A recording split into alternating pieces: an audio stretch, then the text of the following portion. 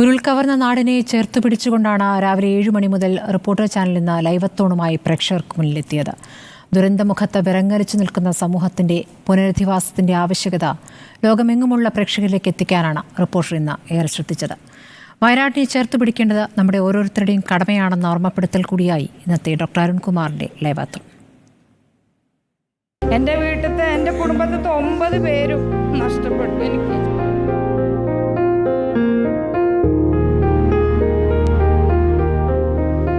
ദുരന്തത്തിന്റെ 7ാം പുലരിയിൽ ഇതുവരെ നേടിയതെല്ലാം നഷ്ടമായ ഒരു ജനതയാണ് റിപ്പോർട്ടറിലൂടെ ലോകം കണ്ടത്.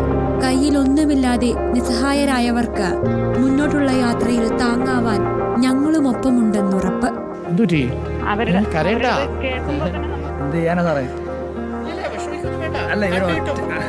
ഇവരാരോ ഇവിടുന്ന് എങ്ങോട്ട് ഇറങ്ങി പോകുന്നൊക്കെ അങ്ങനെ ഒറ്റക്കൊന്നും ആവൂലമ്മ. നമ്മളെല്ലാരും ഇല്ലേ, അങ്ങനെ ആരെങ്കിലും ഒറ്റക്കാവോ?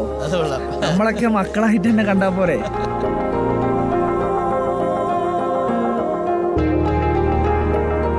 കണ്ണീർ വറ്റിയ മുഖങ്ങൾക്ക് ഇനി എന്തെന്നറിയാത്ത പകലുകളെക്കുറിച്ച് ആശങ്ക മാത്രമായിരുന്നു പങ്കുവെക്കാനുണ്ടായിരുന്നത്. എൻ്റെ ഭാര്യൻ്റെ ഏട്ടൻ, ഭർത്താവ്, മകന് 2 കുട്ടികൾ, അതിലൊരു കുട്ടീനെ കിട്ടും. ബാക്കിയെല്ലാവരും പോയതാണ്. അപ്പം ഞങ്ങൾക്ക് ഇനി എങ്ങോട്ട് പോകും? ഉരുളെടുത്ത ഭൂമികയിൽ നിന്ന് ക്യാമ്പിലെത്തിയ 563 പേർ താമസിക്കുന്ന സ്കൂളിലെ ഹരിതകർമ്മസേനയോട് എത്ര നന്ദി പറഞ്ഞാലും മതിയാവില്ല. ശുചീകരണ പ്രവർത്തകരിൽ ഒരാൾ അപ്രതീക്ഷിതമായി ആവശ്യപ്പെട്ടതാകട്ടെ ചാനലിന്റെ കൂടെയും. ഈ കൊട കൈമാറ്റമാണ് നടക്കുന്നത്. സുരക്ഷിതമായി ഇത് ഉപയോഗിക്കുക. ഇതൊരു ഉത്തരവാദിത്വം കൂടിയാണ്. കാര്യം വേണ്ടാത്തടത്ത് കൊട വെച്ചിട്ട് പോകരുത്. ദുരന്തത്തിന്റെ വ്യാപ്തി റിപ്പോർട്ടറിലൂടെ ലോകമറിഞ്ഞത് ജിതികയിലൂടെയായിരുന്നു. ജിതികയും ലൈവത്തോണിലെത്തി. നിങ്ങളെ വീടുണ്ടോ, അല്ലെങ്കിൽ നിങ്ങൾ ആ പാടി റൂമുകളുണ്ടോ, അല്ലെങ്കിൽ നിങ്ങൾ വാടകയ്ക്ക് താമസിച്ചവരൊക്കെ ആയിരിക്കും. എനിക്ക് ഇപ്പോൾ പറയാനുള്ളത്, എനിക്ക് എൻ്റെ വിഷമങ്ങളോ ഒന്നുമല്ല.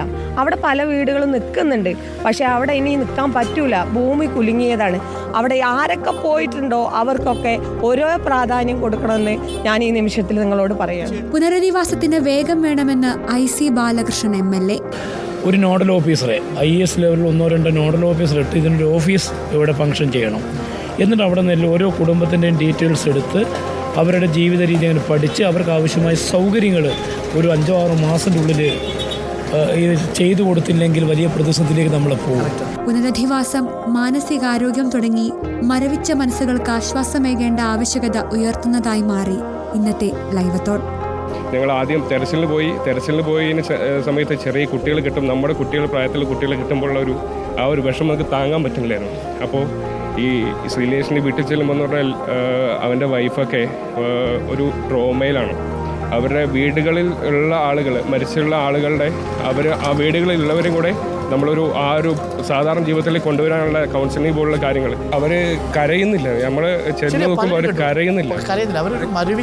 അതെ, ആ ചെറിയ ന്യൂസ് ഡെസ്ക് റിപ്പോർട്ടർ.